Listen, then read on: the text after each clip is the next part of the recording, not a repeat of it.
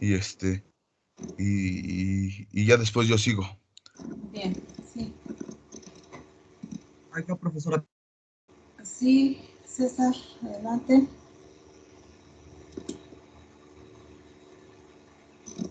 César va a ser el que va a proyectar, profesora.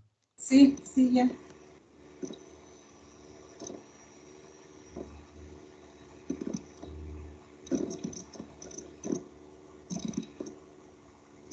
No sé si ya se alcance a ver, profesora. No, ya cambió de pantalla. A ver, ¿Ah? ya regreso. Ya está bien. Adelante. ¿Me escucha?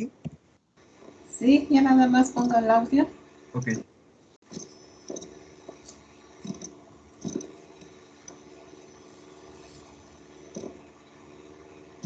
¿Se oye? ¿No se oye?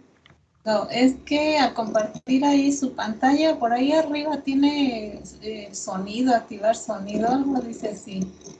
Ah, sí, ok, ya está, ahora sí. Activar sonido. Ajá.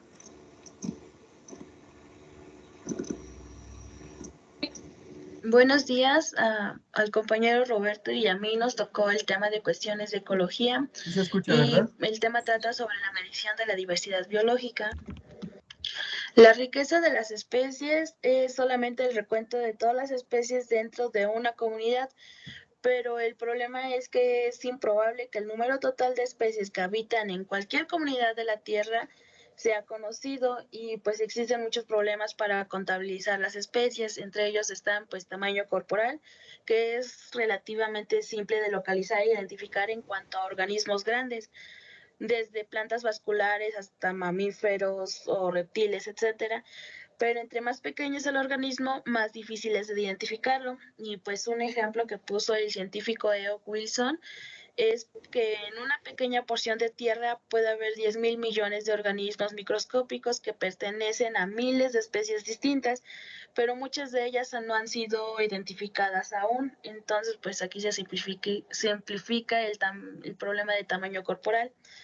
En rareza, pues normalmente algunas pocas especies abundantes caracterizan a una comunidad en la que la mayor parte de las especies son raras. Y estos dos problemas, junto con el número neto de organismos que componen una comunidad, hacen que realizar un listado de especies sea una tarea difícil y abrumadora.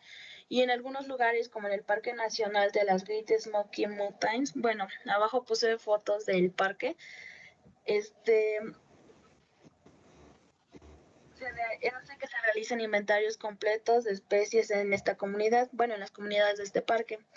Este parque cuenta con 2.200 kilómetros cuadrados de área y está en la región montañosa del borde del Tennessee y Carolina del Norte y contiene uno de los picos más altos del este de Norteamérica.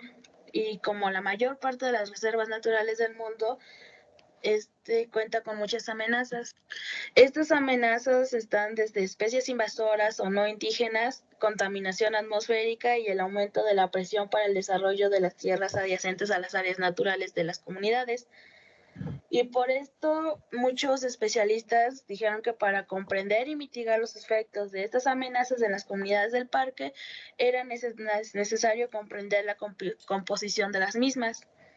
Y por esto, a finales de 1997, se hizo el Inventario de la Biodiversidad de todos los taxones, o el ATBI, bueno, por sus siglas en inglés. En 1998 se desarrolla el enfoque básico para la toma de decisiones y en el 2000 se llevó a cabo el muestreo. El ATBI utiliza dos enfoques, el tradicional y el estructurado. El tradicional es un muestreo por especialistas taxonómicas con técnicas especializadas que son encabezadas por instituciones académicas y grupos de investigación, mientras que el estructurado está basado en el uso de dispositivos de muestreo, trampas distribuidas de forma equidistante en una hectárea y se distribuyen según el análisis detallado de las características físicas, bióticas y el uso histórico de la tierra. El objetivo de este último enfoque es el muestrear el conjunto de hábitats únicos representados dentro del parque, y las muestras son determinadas dentro de categorías taxonómicas antes de ser enviadas a taxónomos especializados. Además de que este enfoque permite la comparación estadística entre parcelas, trampas, comunidades, topografía e historia de perturbaciones, etc. Pero no todos los grupos de organismos son muestreados de forma fiable con trampas u otras técnicas pasivas, por lo que se utilizan ambos enfoques dentro del parque para obtener mayor eficiencia y completar el inventario de cada grupo taxonómico y cada tipo de hábitat. En la actualidad se encuentran implicados en el proyecto más de 200 científicos y varias instituciones financiadas por fuentes gubernamentales y no gubernamentales. Y a partir de aquí explicaré el compañero Roberto pues lo de la imagen y lo más seguimiento a este método de muestreo. Profe, ahora voy a compartir yo las otras diapositivas. Sí, adelante. Muy bien, Areli, mire. Así como hizo su compañera, muy bien. Si no pueden participar en vivo, pues manden su grabación. Bien, Areli. Importante, jóvenes, mientras se conecta su compañero, bueno, prepara su material. En México, pues ya desde el 2016 se está siguiendo esta metodología del Inventario Nacional, el Nacional Forestal y de suelo se denomina. Y la metodología es similar a la que se está llevando con el Servicio Nacional Forestal de los Estados Unidos. Por una parte es, como dice, el tradicional, ¿no? Medir el árbol, los árboles, identificar especies, todas las variables las sométricas, ¿no? Pero también ya en el otro estructurado, pues incluso se está evaluando hasta la carga de combustible por tipo de ecosistema. Incluso hay mediciones para determinar esto de la aplicación de madera, para que me explique. Bien. ¿Ya sé de verdad, profesora? Sí, adelante. Uy, un segundito. Esta es la parte que me tocó a mí. Sí, por ahí póngale tache ahí en ese recuadro. Ah, perdón, sí. Para que se pone. Voy, profesora, ahora sí. Aquí en esta tercera diapositiva les voy a explicar en un momento. En sus primeros 5 años, el ATBI ha identificado 516 especies nuevas para la ciencia y otras 3.314 nuevas para el parque. Este incluye insectos, arañas, lombrices, hongos y así como un mamífero nuevo en el parque que es el murciélago crepuscular, que quisiera decirle su nombre científico, pero me trabo, perdón. Aunque el proyecto del Parque Nacional de las Great Smoky Mountains representa el primer esfuerzo de la ATBI en los Estados Unidos, se ha comenzado a desarrollar nuevos proyectos, como se ve aquí en el país bueno, en Estados Unidos, algunos parques que ya han empezado a desarrollar lo que ha hecho la ATBI para tener un mejor control de inventario, como había dicho mi compañera Areli. En otros parques y reservas naturales del país, el valor del enfoque de la ATBI va más allá del solo hecho de realizar una lista. La información que se reúne proporciona valiosos datos de ecología acerca de las distribuciones, abundancia relativa, estacionalidad y relaciones ecológicas de la diversidad de especies dentro de estas comunidades, lo que permite una gestión inteligente y la conservación de estas reservas naturales que se ha convertido en un punto central en los esfuerzos de la preservación de la diversidad biológica de nuestro planeta. Y aquí, ya con esto, nos da dos preguntas. De estas dos preguntas es, ¿por qué razón la cuantificación de una diversidad biológica dentro de una comunidad es un paso necesario para calcular el impacto de las actividades humanas, tales como el desarrollo de la tierra de las especies invasoras y la porción del aire en los esfuerzos de la conservación? Y la otra es, ¿qué componentes de la diversidad de las especies intenta cuantificar el ATBI del Parque Nacional Great Smoky Mountains? A ver, contéstamelas.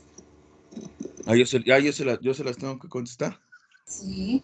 ¿Por qué razón la cuantificación o el inventario nos sirve para determinar la diversidad biológica de una comunidad? ¿O para qué le sirve un inventario de diversidad?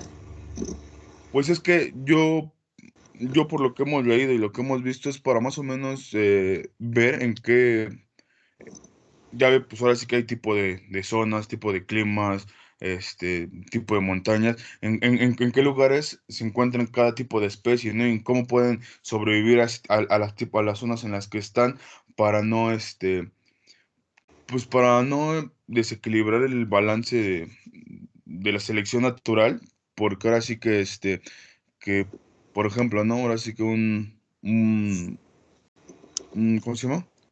Un borrego cimarrón no puede estar en zonas tropicales, ¿no? Por la zona en la que está, por la altura, por la montaña. Entonces, ahora sí que nos ayuda a identificar y identificar en qué zonas puede estar cada especie de tanto de animales como insectos, como arañas, como mamíferos, entonces aves. Entonces, así cuantificas y haces un inventario y un mapeo de dónde están cada especie, ¿no?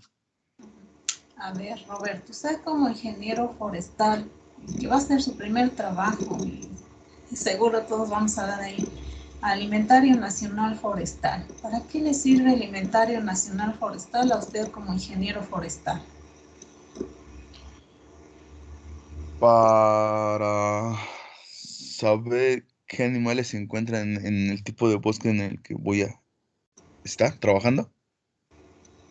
Puede ser, ¿qué más? Eh, para... A ver, Roberto, usted va a trabajar para CONAFOR y lo van a mandar acá, se me ocurre acá en la reserva, acá del cielo, en Tamaulipas. Y le mandaron a hacer un inventario. ¿Para qué le va a servir a CONAFOR? mm, pues es como tipo, como lo de INEGI, más o ¿Sí? menos checar cuánta, cuánta población, por ejemplo, puede haber de una cierta especie de animal, si esa población está en peligro de extinción y no se puede a lo mejor trabajar en esa especie, eh, para saber qué especies hay, cómo trabajarlas y preservarlas y cuidarlas. Pero a ver, una cosa, CONAFOR, créame, en sus inventarios lo que menos inventarían son las especies animales. ¿Qué es lo que inventaría CONAFOR? Pues las especies de árboles, ¿no? De plantas, de hongos. Exactamente, la especie, mire, CONAFOR solamente está enfocada a aquellas especies de interés comercial. Así le digo porque yo trabajé en analizar todas las bases de datos en ese proyecto y, y de hecho cuantifican la existencia, ubican la existencia maderable por tipo de vegetación, sobre todo bosque templado.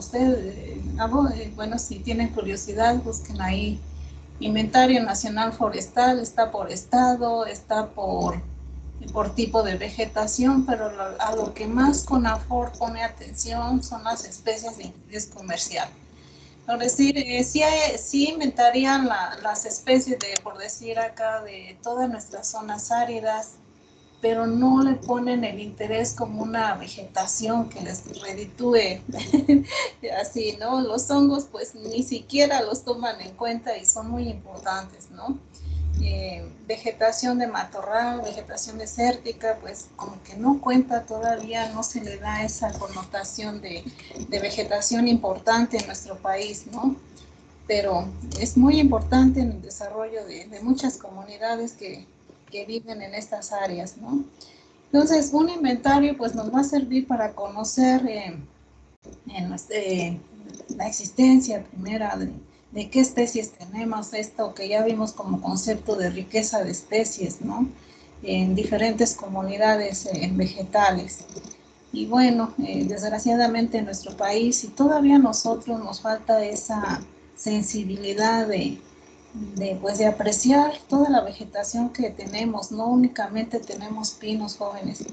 De hecho, por ahí se menciona con esto,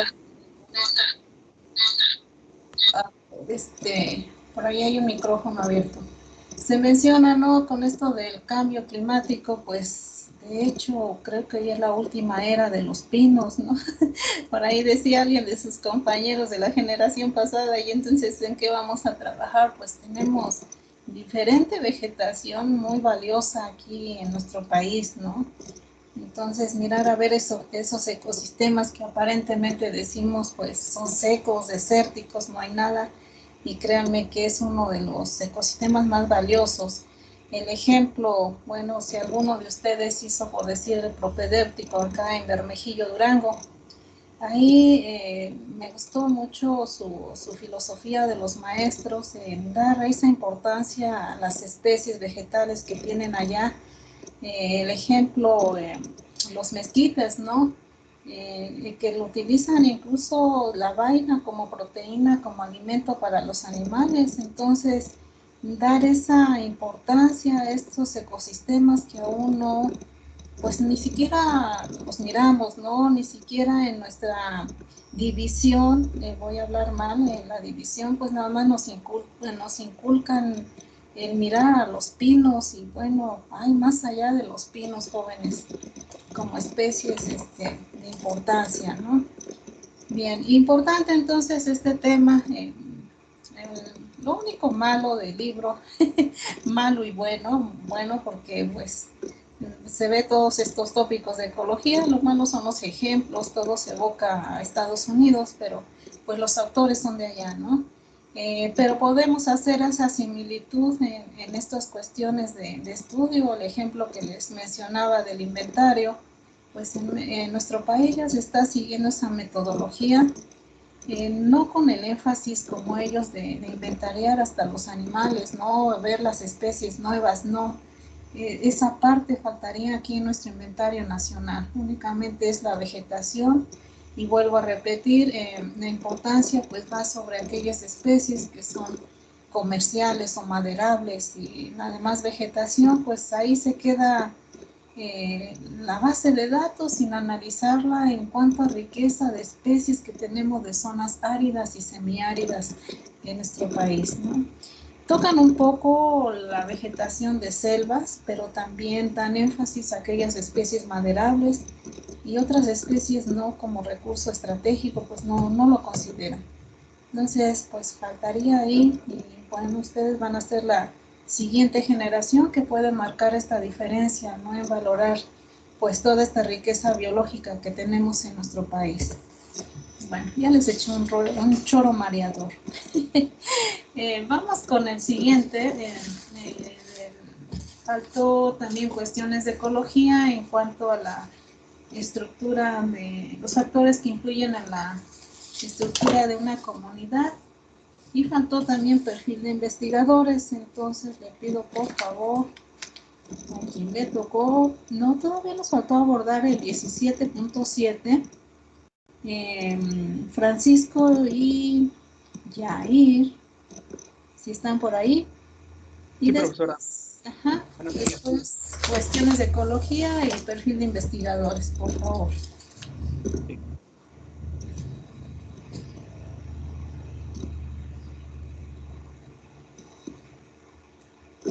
No sé si ya se vea. Sí. Bueno, de mi parte, pues el tema en general es la disponibilidad de recursos influye en la diversidad vegetal dentro de una comunidad.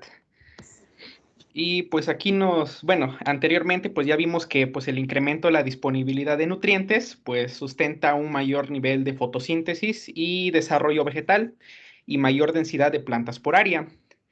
Eh, ya en el tema, pues ingresamos con, bueno, ya lo llamé de una relación nutriente-riqueza, lo que Michael Houston, un ecólogo, pues relacionó la disponibilidad de nutrientes y la riqueza de especies en 46 selvas tropicales de Costa Rica. Había una relación de especies y un índice de fertilidad del suelo. Comunidades en suelos con menos disponibilidad de nutrientes pueden albergar una gran riqueza de especies de comunidades con suelos más fértiles. Y él llegó a una hipótesis que decía que la relación inversa, pues eso es un resultado del desplazamiento competitivo, reducido bajo una baja disponibilidad de nutrientes. Esta baja reduce el ritmo de desarrollo y mantiene menos densidad a la biomasa vegetal. y las especies que dominan bajo una elevada disponibilidad de nutrientes no realizan todo potencial de crecimiento y la biomasa, y como resultado, pues no desplazan especies que tienen un desarrollo menos lento o menos competitivo. Como podemos ver en la gráfica de aquí de la izquierda, nos menciona que cuando hay una mayor fertilidad del suelo, hay menos especies diferentes en el área. En cambio, con una menos fertilidad, hay una mayor cantidad de especies. Y pues es la relación que hay entre la riqueza de especies de árboles y un índice simple de fertilidad del suelo en las 46 comunidades que este ecólogo hizo su estudio. Luego nos pasamos a que hicieron varios experimentos que sostienen la hipótesis del ecólogo Michael Houston, y bajo condiciones de un invernadero controlado hubo el experimento de Bazar y Harper. Este nos dice que hallaron dos especies herbáceas, la mostaza blanca, Synapsis alba, que es esta, a ver, esta es la Synapsis alba, la mostaza blanca, y el mastuerzo, también conocido como berro, que es Lepidium sativum. Y estas dicen que en un suelo poco fértil, estas especies ambas coexisten. En cambio, cuando hay un suelo más fértil, nos dice que mientras hay un suelo más fértil, el mastuerzo fue llevado a la extinción por la mostaza blanca. De ahí nos basa a otro experimento, que es el experimento de Pargrax, que examina efectos fertilizantes y la calidad de heno en las praderas. Este experimento fue desarrollado en Rotansem Experimental Station y fue en Gran Bretaña en 1859. Este experimento ha continuado desde hace 140 años. Y esto pues nos dice que la mezcla de especies herbáceas aplicaron diferentes cantidades de fertilizantes en ambas parcelas. El cambio de composición de especies surgió a partir de un segundo año, y estas se incrementaron a través del tiempo hasta que una comunidad fue relativamente estable cuando fueron las parcelas muy fertilizadas. Y hay una mayor cuando son parcelas fertilizadas, hay un número de especies muy reducidas y una dominancia de pocas especies. En cambio, que en las parcelas que no fueron parcelas no fertilizadas, aquí creo que me equivoqué, no le puse el no fertilizadas. Bueno, en esta, las especies previamente no fertilizadas, pues las especies plantadas, el número de especies reducidas por la fertilización, y altera en gran medida la composición y la estructura de las especies vegetales, y nos dio que hubo una mayor diversidad de especies de las que previamente fueron plantadas. Y de ahí, bueno, vamos al último tema de esto de el ecólogo James Hahill, y lo va a decir mi compañero Yair. No sé si está. Cajín, a ver. No, a ver, deje ver si está, creo que no. Yair, no entró a clase. Bueno, pues le sigo. Sí, por favor. Bueno, pues el ecólogo James dijo que la competencia bajo recursos subterráneos es por simetría, por el tamaño,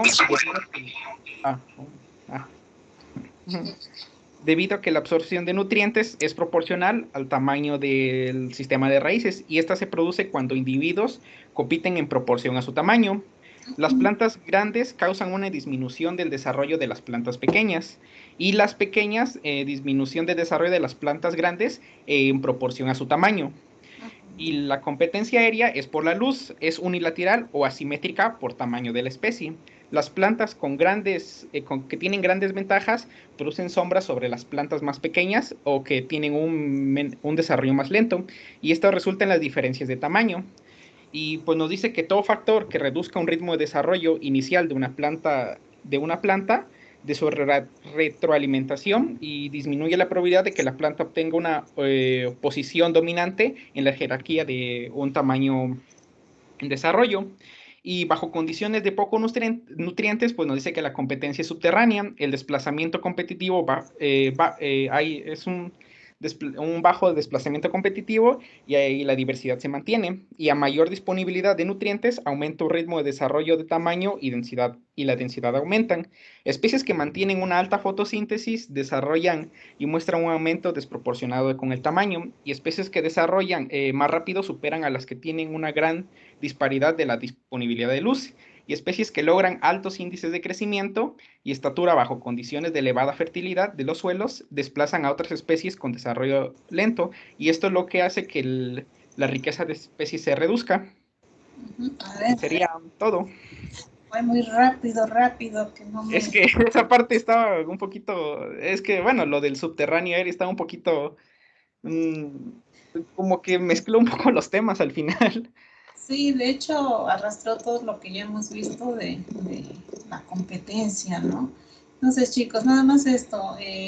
Cuando es una competencia asimétrica es cuando hay competencia por agua, nutrientes, y cada especie, de acuerdo a su tamaño radicular, pues va a ser el impacto que va a hacer, ¿no? Una planta pequeña, su impacto es menor.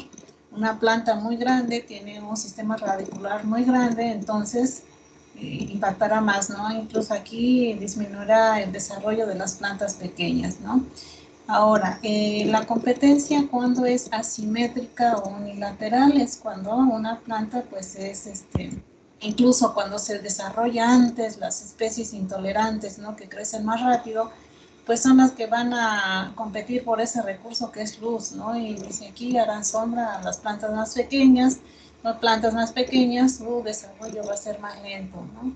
En cuanto a también, al final es esto que ya hemos visto, la asignación de recursos, por ahí si es baja disponibilidad de recursos, pues el desarrollo, el tamaño y la densidad de todas las especies que estén ahí, pues va a ser igual, ¿no? Vuelve a retomar la competencia cuando es baja, por baja disponibilidad de nutrientes, pues la competencia va a ser simétrica. De acuerdo a la planta, el sistema radicular va a ser ese impacto, ¿no? Y aquí el desplazamiento competitivo es bajo cuando es una baja disponibilidad de nutrientes. Cuando es alta disponibilidad de nutrientes, algunas plantas, sobre todo intolerantes, pues son las que van a ganar en altura y van a tener más alto nivel de fotosíntesis, van a superar aquellas de lento crecimiento, las que son tolerantes a la sombra, ¿no? También aquí, en este caso, cuando es la alta disponibilidad de nutrientes, pues va a haber una competencia asimétrica. Las plantas que crecen más rápido, germinan más rápido, van a crecer, van a ganar esa altura y van a superar o desplazar incluso a las plantas con lento crecimiento, ¿no? Y pues nada más, muy bien. No sé si hay alguna pregunta, algo que quiera más comentar, Edgar. Creo que sería todo, profesora. Muy bien, gracias. Entonces, vamos con cuestiones de ecología y perfil de investigadores, por favor. Es Enrique. Sí, bueno, ¿me escucha, profesora? Sí, lo escucho. Perfecto. Pues en sí es un tema bastante corto. Iniciamos con la pregunta, bueno, inicia postulando que la principal actividad humana es la destrucción pues, de la naturaleza, ¿no? Y hoy en día pasamos por una extinción masiva y se pregunta, pues, a esta extinción masiva, ¿qué repercusiones tiene en los ecosistemas, en la dinámica poblacional, en la estructura? Y pues, la principal pregunta es si estas pérdidas de especies va a generar o genera un efecto dominó. Se planean dos hipótesis, una se llama la hipótesis de remaches y otra la de redundancia. La primera se propuso por dos ecólogos, Paul y N. Helrich. Ellos dicen que cada especie funciona como un remache en un avión. Es una analogía que ellos proponen. Los remaches son estos, como tornillos, son las partes que unen todas las partes del avión. Entonces dicen que, al perder un remache en un avión, pues va a hacerse va a tener un efecto,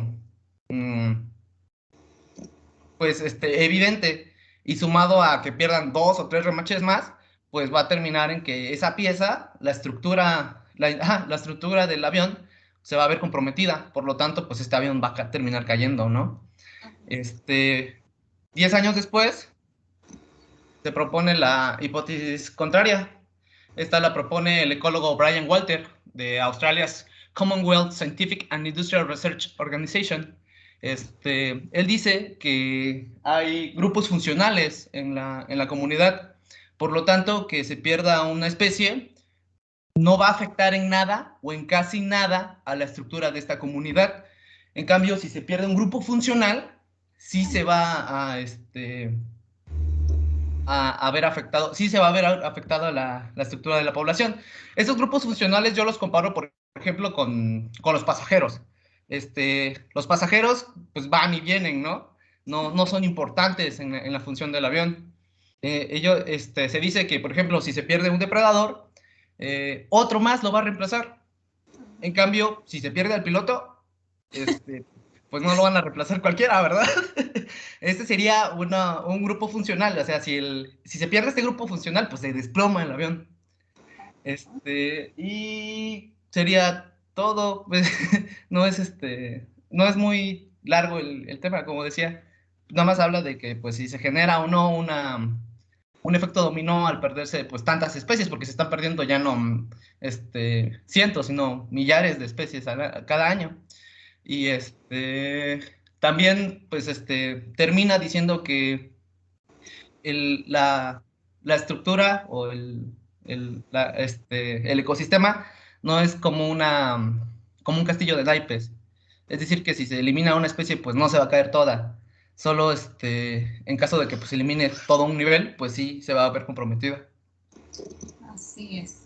Pero aún así, chicos, en la segunda teoría, ¿qué pasa si se eliminan todos los pasajeros? Exactamente, o sea, si solo se va a ver comprometido si se elimina un grupo funcional. No tendría sentido que pues, solo volara el avión con los pilotos. Así es, entonces también nos hace pensar, ¿no? Se necesitan todas estas especies en ese ensamblaje de una comunidad. Es una similitud, ¿no? Que sí nos hace reflexionar. Muy bien, ¿algo más que quiera agregar, Enrique? Sería todo. Muy bien, muy bien, muy bien. A ver, chicos, antes de que pase su compañero con perfil de investigadores, solamente dejen completar esto último, muy importante.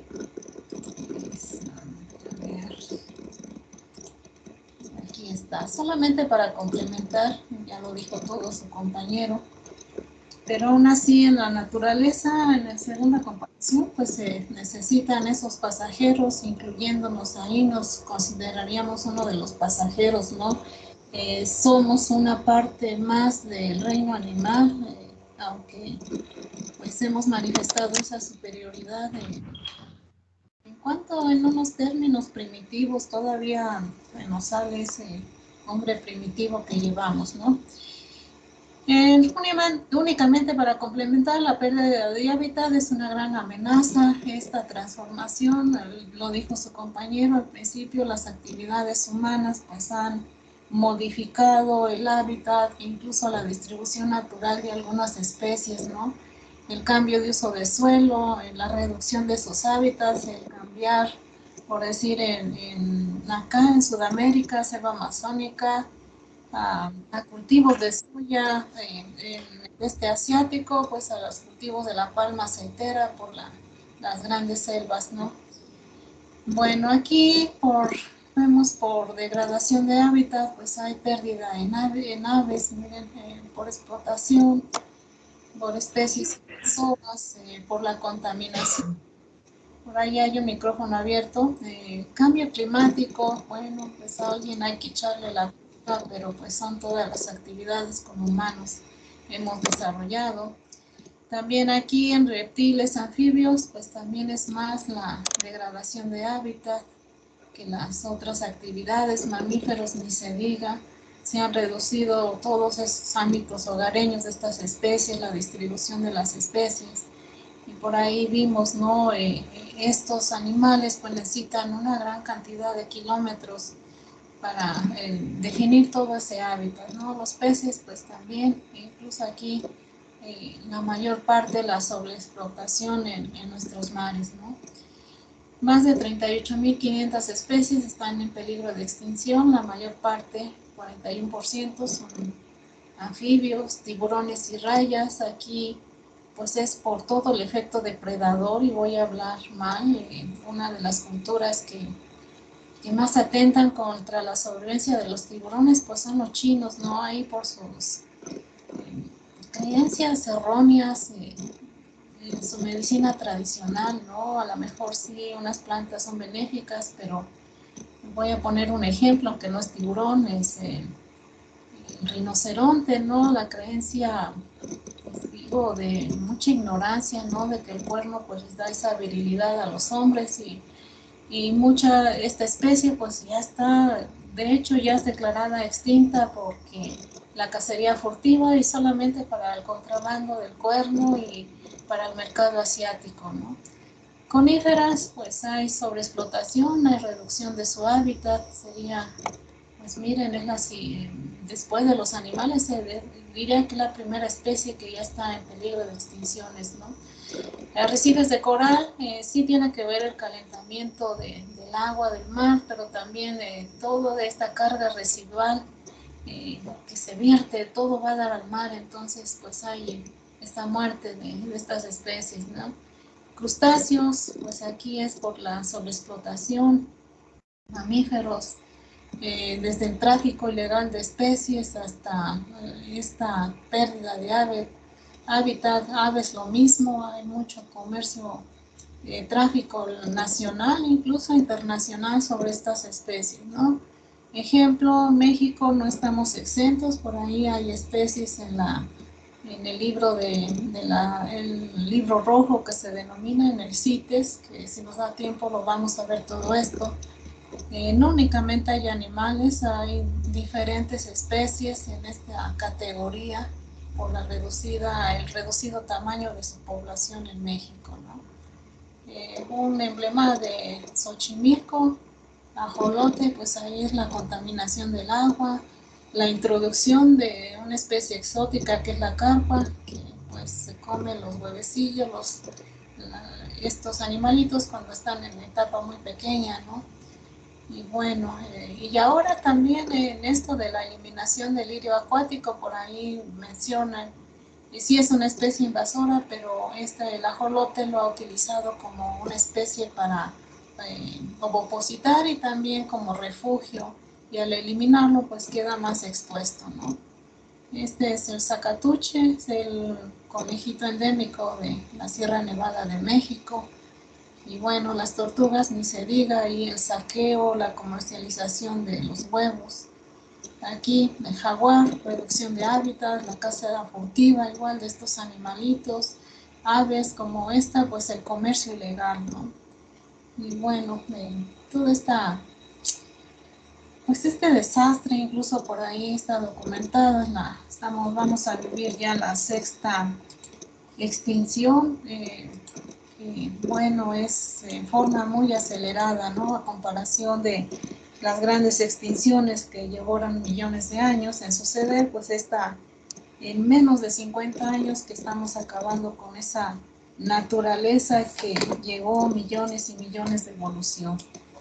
Y bueno, desgraciadamente, pues es por incluidos nosotros jóvenes, en nuestra forma de consumo, en nuestro hábito de vida cotidiana, que a veces queremos simular esa vida de despilfarro de nuestro país vecino, ¿no? Por ahí mencionábamos en ese estudio de cuánto sería la carga de la tierra, ¿no? Para soportar un nivel de vida como lo llevan en Estados Unidos, pues no, ni 3 planetas nos alcanzarían, ¿no? Y lo estamos viendo.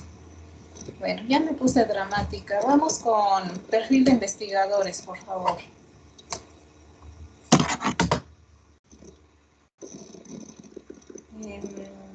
¿El ESFAN?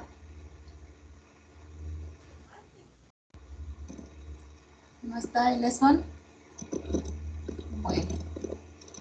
Profa, Sí. El compañero Lesban me había comentado que se le estaba yendo su internet y ahorita le mandé mensaje y no le llegó. Entonces, pues no sé, eso me había comentado. Sí, creo que se le fue el internet porque a mí me envió un mensaje de texto, pero ya no le pude responder porque yo no tengo saldo. Bueno, entonces vamos a tratar de más o menos de explicarlo. Entonces, a ver chicos, estamos aquí en esto de los factores que influyen en una comunidad, ¿no? Pueden ser factores bióticos y abióticos. Aquí el ejemplo pues, nos lo da de una investigadora, Sally Hacker, del Departamento de Zoología de la Universidad de Oregon. Aquí como introducción, pues menciona que las comunidades vegetales de los marismas, por ahí, marismas, pues son estos como zona de transición entre el mar y la tierra, ¿no? Aquí la entrada de agua de mar salada y pues lo que vamos a encontrar pues es este panorama donde tenemos la vegetación de algunos pastos, ¿no? Algunos arbustos. Entonces están dominados por un pequeño número de especies vegetales y esto forma esa zonación, ese cambio de vegetación, ¿no? Se establecen debido primero a condiciones físicas, suelos anegados, con un elevado contenido de sales. Y bueno, aquí hace dos énfasis. Primero, las especies se tienen que adaptar, las que están más en la zona inundada, pues a ese estrés físico que es el anegamiento y la salinidad, y ya las especies que están más en tierra, pues ahí se adaptan a interacciones competitivas, ¿no? La sombra que producen las plantas de las marismas van a limitar la evaporación de la superficie y van a acumular más sal. También aquí el oxígeno desde la zona de raíces por la vegetación de la marisma puede mejorar las condiciones anaerobias del sustrato. Aquí plantea la investigadora, es pregunta de investigación, de qué manera pueden estos efectos modificadores de las plantas de las marismas sobre el ambiente físico influir en la estructura de esta comunidad. El área de estudio son los límites terrestres de la marisma de Nueva Inglaterra, es una panorámica de ese lugar. Los límites de las marismas terrestres están dominadas por matorrales de una planta perenne que se llama Iba frutensis, que es ya es un arbusto, más al lado de la zona de tierra que la inundada, y se llama Sauco del Marjal y mezclado con Juncus gerardi, que sería esta especie que pasto perenne que está en la zona que ya es inundada, ¿no? El límite que se dirige hacia el mar de esta especie, o sea, su límite de distribución hacia el mar, se caracteriza por una baja densidad de plantas adultas. Ahí, cuando están más en contacto en zonas anegadas y con alta densidad, pues ahí dice su crecimiento es atrofiado, alcanza por lo mucho una altura de 50 centímetros, mientras dice que al lado de acá, donde no hay inundaciones, más en la zona de tierra, puede alcanzar hasta 1,50 m, ¿no? Como antecedentes, esta especie, Iba frutensis, ha demostrado que es relativamente intolerante a la salinidad y a la condición de falta de oxígeno o el anegamiento. Plantea una segunda hipótesis, los efectos modificadores de esta especie de Juncus en el ambiente del suelo anegado funcionan para extender la distribución de IVA, ¿no? hasta llegar al agua anegada. Su diseño experimental aplicaron uno de 3 tratamientos para seleccionar de forma aleatoria varios matorrales adultos de Iba frutensis en el límite hacia el mar de la zona de distribución de esta especie.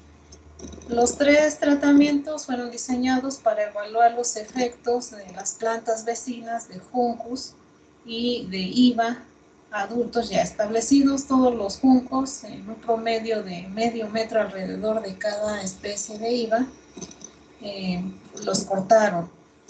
Y a esto le llamaron eliminación del vecino o EV.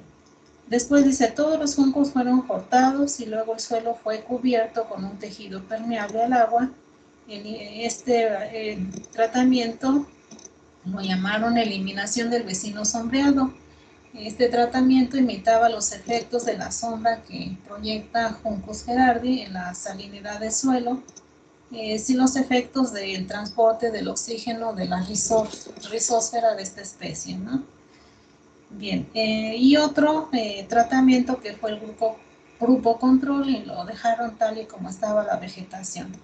Las variables que evaluaron son las condiciones físicas del suelo anegado, la salinidad, la cantidad de oxígeno en el fango, y el rendimiento en cuanto a nivel de fotosíntesis y traducido en la producción de hojas de cada especie. El periodo de experimentación fue durante 2 años. Resultados, acá están, a ver. Bueno, ahorita los explicamos. La eliminación de Juncus gerardi en los matorrales de IVA afectaron las condiciones físicas. En la figura 1 dice produjo más el doble de salinidad en el suelo y la disminución del oxígeno en el mismo, ¿no?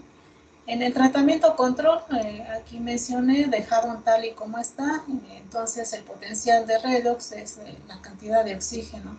Cuando estaba Juncus, pues hay más oxígeno. A ver, aquí el potencial, el potencial de redox es el azul, es el oxígeno, y el verde es la salinidad, ¿no?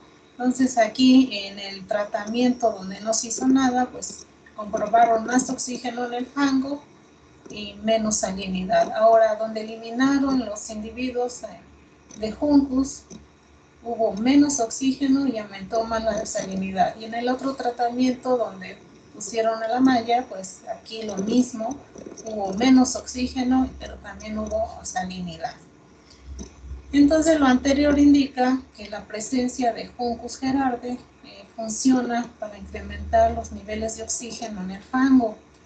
Ahora, las parcelas con sombras y juncos en tratamiento evitaba el aumento de salinidad, pero no influía en el contenido de oxígeno.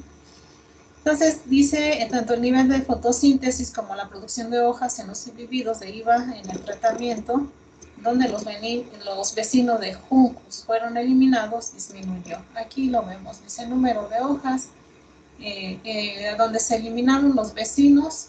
Bueno, aquí están los meses, pues el número de hojas que lo evaluaron como el porcentaje de fotosíntesis, pues disminuye, ¿no? Ahora, eliminación de los vecinos con sombra, pues aquí se mantienen, aquí aumenta, pero aquí hay una bajada dramática, y lo mismo. Y aquí en el control, donde permanecen IVA y Juncus, pues se mantiene más o menos en una proporción media. Después de 14 meses después de establecer los tratamientos del experimento, todos los individuos de IVA del tratamiento donde eliminaron los vecinos, pues habían muerto, ¿no? Los resultados demuestran que la salinidad del suelo es el primer factor que ejerce la influencia en el desarrollo de IVA a lo largo del gradiente, es decir, la salinidad es la que impide esta como avance, ¿no?, de esta especie hacia el agua anegada. Y la presencia de Juncus gerardi pues tiene una capacidad superior, primero para resistir el estrés al suelo anegado, a la falta de oxígeno, pero también a la salinidad, y el Juncus es importante porque modifica las condiciones físicas de ese entorno, ¿no? Ahora, la interacción de estas dos especies, IVA frutensis y Juncus gerardi, tiene consecuencias importantes en los niveles tróficos superiores de las marismas. Por aquí habla también de una segunda fase en donde observaron, ¿no?, los insectos comunes que viven tanto en la planta de IVA como nada más en la IVA. Dice, los insectos más comunes que viven en IVA frutensis son los pulgones Urocoleucon ambroisidae y su depredador, las mariquitas, y otra Adalia bipunctata. Se observó que los pulgones son más abundantes sobre los individuos de menor tamaño de IVA que han detenido su desarrollo en la zona intermareal más baja. El ritmo de desarrollo más reducido se debe a que las mariquitas prefieren las estructuras más altas, y un aumento de la degradación de las plantas restringe a los pulgones a las plantas de peor calidad, ¿no? Entonces aquí encontraron que dieron lugar a otra formulación que postula que la interacción de IVA y Juncus gerardi es fundamental para el mantenimiento de las poblaciones de los pulgones de la marisma. Para investigar esta hipótesis se examinó la abundancia de los pulgones, las mariquitas, en los individuos de IVA en el tratamiento de control donde no se eliminó ningún vecino y en los tratamientos donde eliminó los vecinos. Entonces, para determinar de qué modo el nivel de crecimiento de la población de pulgones se veía afectada por la presencia de Juncus gerardi, la investigadora calculó el nivel de crecimiento de la población de los pulgones como un porcentaje de incremento per cápita por día. El porcentaje total de las plantas con pulgones y mariquitas fue significativamente mayor en las plantas de IVA frutensis sin la presencia de Juncus. Resultados indican que los juncos vecinos influyen en la IVA atrofiada al hacerlas menos perceptibles para los pulgones que las colonizan, así como sus depredadores, es decir, a donde se eliminó a Juncus, por aquí lo mencioné al principio, crecen las plantas más atrofiadas, más pequeñas, y bueno, ahí son más perceptibles para los pulgones, ¿no? Al retirar los juncos vecinos, se aumentó la proporción de individuos de IVA colonizado por los pulgones. El ritmo de desarrollo para las poblaciones de los pulgones fue menor en IVAs atrofiadas sin juncos que en los individuos del grupo control. Aunque los pulgones son mejores para hallar plantas hospedadoras, las IVAs atrofiadas, cuando se retiran los higos de junco, los individuos de juncos hacia finales de verano y en agosto, el nivel de crecimiento de la población fue negativo en los individuos de IVA frutenses sin vecinos. Bueno, ahí entonces la interacción, incluso para que se presenta esta mayor colonización de pulgones, se necesita la presencia de juncus, ¿no? Lo anterior indica que la calidad del alimento de las plantas de IVA hospederas disminuye de tal modo que los pulgones no pueden producir mayor cantidad suficiente de descendientes para reponer su población. Entonces, aquí como especie clave es el Juncus gerardi, ¿no? Incluso hasta para los pulgones. Tasa de crecimiento per cápita, aquí evalúan crecimiento de la población de los pulgones, ¿no? Aquí sin control, aquí cuando es con control, pues crecen, ¿no? Es cuando están los dos juncos e IVA. Cuando quitaron a juncos, pues la población de pulgones decrece. Incluso aquí en julio es la misma y en agosto, pues aquí se extinguió, creo, la población. Y más jóvenes es un ejemplo aquí de estudio de los factores, ¿no? Y aquí, pues es un factor biológico el que da la estructura a esa comunidad de los marismas. Bien, nos va todavía 20 minutos. Vamos a iniciar, jóvenes, con el tema de metapoblaciones. A ver, vamos entonces con el tema de metapoblaciones. Voy a seguir. Disculpen, chicos, pero ya casi no tenemos tiempo. Entonces no me puedo dar el lujo de desperdiciar tiempo. Chicos, a ver, este tema tiene que ver mucho con el artículo que ya acaban de evaluar. Habla sobre la fragmentación, de este fenómeno de fragmentación, que podría atreverme a decir el 90% pues se da por las actividades humanas y vemos un paisaje así. Si ustedes ya llevan sistemas de información geográfica, posiblemente han bajado imágenes de Google Earth para por ahí trabajar con ellas, y si buscan su pueblo, todos los pueblos estamos así, con esta panorámica donde pues quedan estos remanentes de vegetación a los cuales vamos a llamar fragmentos, donde todavía tenemos hábitat de la vegetación original, y estos fragmentos, pues vamos a llamar a esto que vemos aquí, donde se conecta un fragmento mayor con otro, pues son los corredores, ¿no? Y todo esto que vemos acá, pues es el cambio de uso de suelo que podemos encontrar desde cultivos, a lo mejor parcelas abandonadas, a lo mejor plantaciones, a lo mejor asentamientos humanos, posiblemente encontremos hasta una mina, etcétera, ¿no? Entonces, a esto que vemos con esta imagen, pues lo vamos a llamar fragmentación del hábitat. ¿Qué vamos a ver en este tema? El tema es metapoblaciones, que por ahí viene en el artículo, es una población formada por muchas poblaciones. A esto lo vamos a llamar metapoblaciones. Vamos a ver las condiciones que definen una metapoblación, la dinámica metapoblacional, que vimos ahí, dinámica como el cambio de número de individuos en una población. Importantes variables de esta fragmentación, qué área tiene este fragmento, qué superficie, y el aislamiento, pues qué tan lejos o cerca está un fragmento de otro. Vamos a hablar de heterogeneidad del hábitat, importante para la persistencia de las especies que estén en cada fragmento. Fragmentos de hábitat, y por aquí términos de población fuente y la población sumidero. Factores que sincronizan la dinámica de las poblaciones locales. A cada fragmento pues va a formar una población y le vamos a decir que son poblaciones locales. Las especies difieren en la tasa potencial de colonización y extensión. Aquí vamos a retomar el tema que viene en su artículo de la teoría de biogeografía de islas en cuanto a estas variables, colonización y extinción. Y por último, el concepto, se retoma el concepto de población a través de una jerarquía, desde la población biológica hasta llegar a metapoblación y luego una especie. No sé si a alguien le tocó la introducción. Sí, profe, a mí me tocó.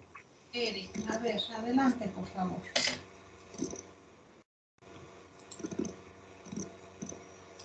Listo.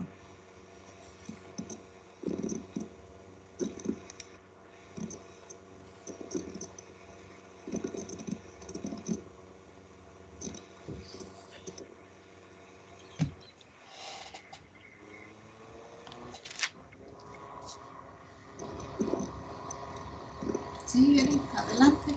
Sí,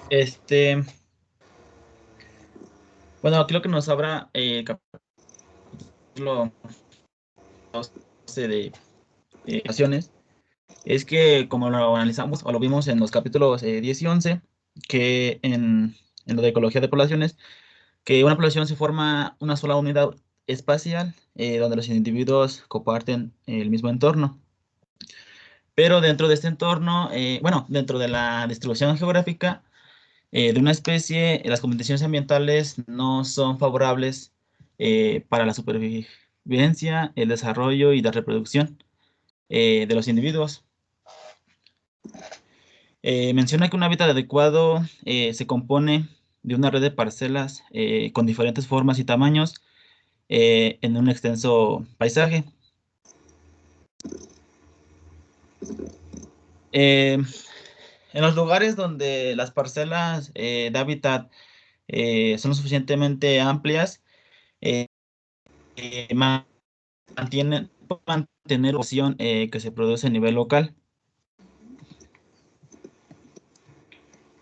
Ya entrando en temas de metapoblación, en 1970, el ecólogo de poblaciones Richard Levins, de la Universidad de Harvard, acuñó el término metapoblación, que consiste en diversas poblaciones locales. En términos generales, es una población de poblaciones.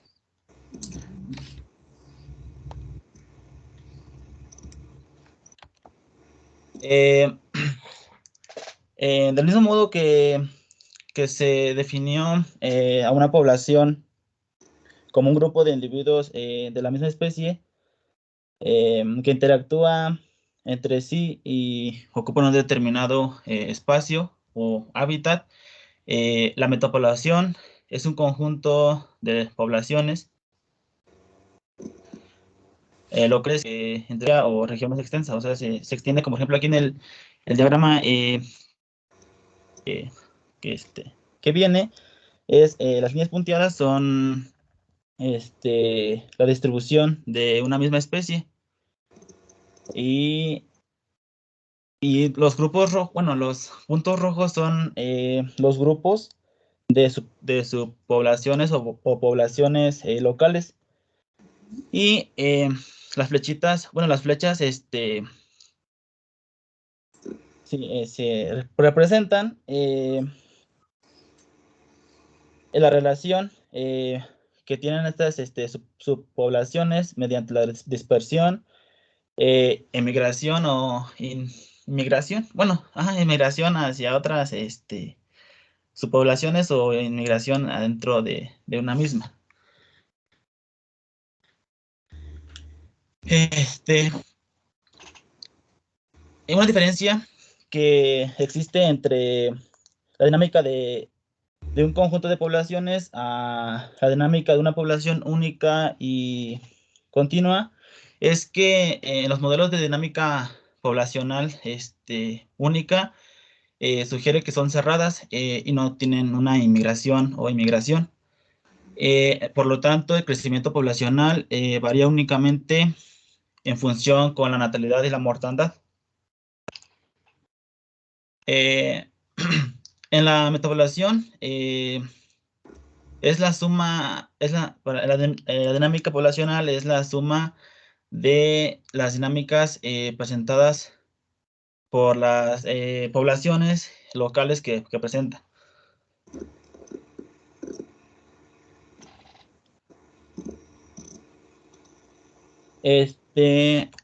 Y bueno, nos menciona que si el movimiento de individuos hacia y desde las poblaciones locales ejerce una influencia significativa en las dinámicas de estas, es necesario formular un marco más amplio. Por ejemplo, bueno, un ejemplo de esto es el de Paul Ehrlich y colegas de la Universidad de Stanford, California, que estos estudiaron, o bueno, han estudiado durante 3 décadas la dinámica poblacional de mariposas del género Eupidrias, que ocupan las zonas de los suelos de serpentina en las cercanías de las bahías de San Francisco.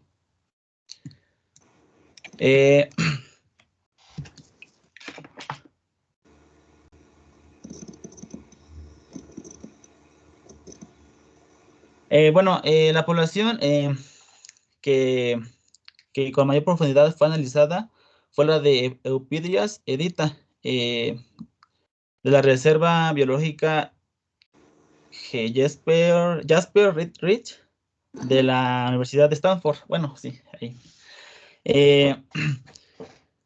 Se descubrió que la colonia de estas mariposas estaba compuesta por 3 poblaciones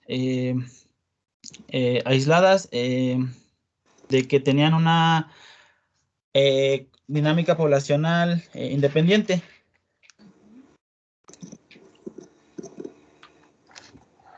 Bueno, aquí mencionaba que si no se hubiese encontrado esas 3 poblaciones, solamente se centrarían en el estudio de la Eupidria edita, solamente tendría esta gráfica, dinámica poblacional. Entonces, bueno, se relacionó que en el área G, que es una de las poblaciones, bueno, sí, una de las poblaciones que se encontraban en esa especie, se extinguió en 1964, pero volvió a restablecerse en 1966 y se volvió a extinguir en 1974. Esta extinción local lo que generó, se volvió así que a repoblar o a repoblar por la interacción que tenían el área, bueno, la población H y la población interacción, ese espacio se hubiese quedado pues vacío, no iba a estar ocupado por nadie. Y bueno, esto pues, se dio porque emigraron y Y bueno, hubo inmigración, lo que conforma que una metapoblación se relaciona entre eso, entre la inmigración y la emigración. Ujú. Bien, ¿algo más, Mm, Eric? Pues creo que ya no, profesora. Sería todo. Bueno, a ver, chicos, muy bien. No quites déjelo aquí. Bueno, a ver. Lo que está explicando su compañero, pues es esto, metapoblación, es toda una población de mariposas, pues forman esa población, la suma de poblaciones, ¿no? Y cada pequeña población, el ejemplo fue el de Jasper Wright, y el JR, que estaba conformado por 3 subpoblaciones locales, la área G, la área C y la área H, y bueno, dieron seguimiento en cuanto al número de individuos durante estos años, ¿no? La única que sufrió extinción fue la área G, como dijo su compañero, si no si no tuvo el aporte, ¿no?, de la área H o el área C en estos procesos de migración, pues ese parche de hábitat hubiera quedado despejado, ¿no? Y aquí en la gráfica C, pues aquí analizaron cómo fue aumentando, disminuyendo la población de esa área G, y pues ven ahí, por decir, se me ocurre de 9,000 en el año 76, de 9,000 individuos, pues baja dramáticamente a 300, luego se recupera, y bueno, esta recuperación, dice, pues no es más que el aporte de estos individuos que llegan a ese parche, ¿no?, con proceso de migración. Por lo que vamos a ver, jóvenes, es esto, ya el estudio de las poblaciones, pero ahora como la vemos a través de ese paisaje, ¿no?, donde quedan parches de vegetación, y en esa vegetación pues queda una parte de esa población que ha sido fragmentada. Bueno, solo quedan 3 minutos, ya no queda más tiempo. Solamente, jóvenes, les voy a comentar algo, es fuera de clase, de hecho ya terminó. Por ahí, algunos de ustedes, si les llega un correo supuestamente mío, donde viene una factura de Hacienda, por favor no lo abran. El pasado jueves tuve ahí un inconveniente con mi correo, me llegaron más de 4,600 correos rechazados que supuestamente yo había enviado a los alumnos de la escuela, y con una supuesta factura pendiente con Hacienda, y bueno, por ahí ya fui a dar aviso al centro de cómputo el pasado viernes. Por ahí me mencionaron pues que hubo una suplantación de identidad electrónica en mi correo.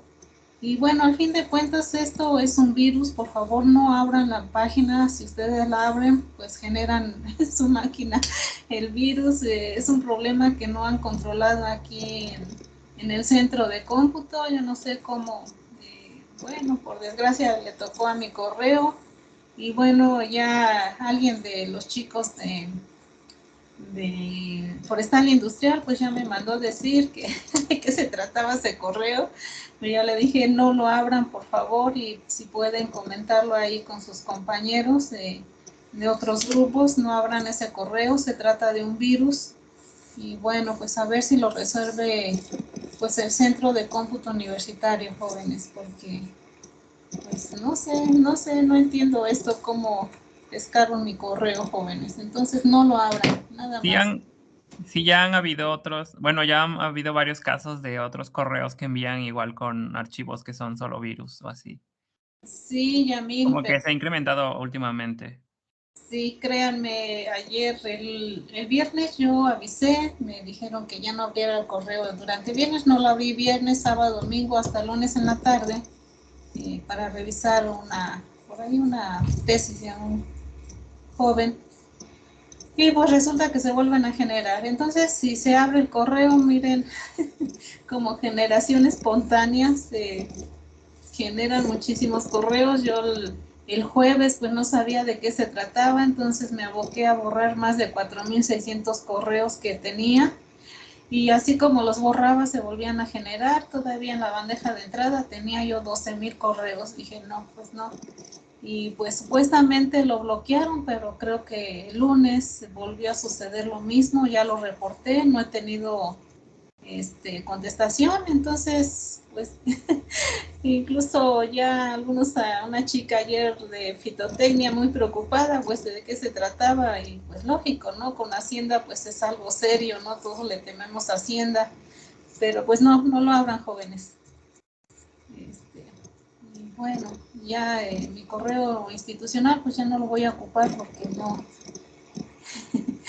no sirve, y lo malo es que este virus puede migrar a su máquina y la puede descomponer. Ese es el problema. No tanto el correo, sino lo que tengan en su computadora. Entonces no lo abran. Incluso si llega otro correo, de hecho por ahí me recomendaron de que el correo institucional solamente es institucional, no lo den para ninguna otra actividad, como por decir en Canva, ¿no? Que por ahí nos pide el correo institucional, no lo den, tampoco por Spotify, tampoco, donde bajamos películas, tampoco. Entonces el correo únicamente es para la escuela, y pues abran otro correo personal y ahí sí podemos hacer cualquier otra actividad que no sea académica. Y pues nada más recomendarles, chicos, no abran correos que no conocemos. Pues nada más. Profa, Sí. entonces el próximo viernes, ¿seguimos con metapoblaciones o qué va a seguir el próximo viernes? El próximo viernes es evaluación, Roberto. Ah, Sí, perfecto, profesora. entonces su evaluación del tema el último que vimos, mutualismo, parasitismo, estructura y factores que determinan las comunidades. Son 3 temas, por favor. Sí, profa, gracias. Sí, qué bueno que me recordó. Sí, está bien. Bueno, chicos, sí, nos vemos. Entonces no abran ningún correo y tampoco lo den para otra cosa.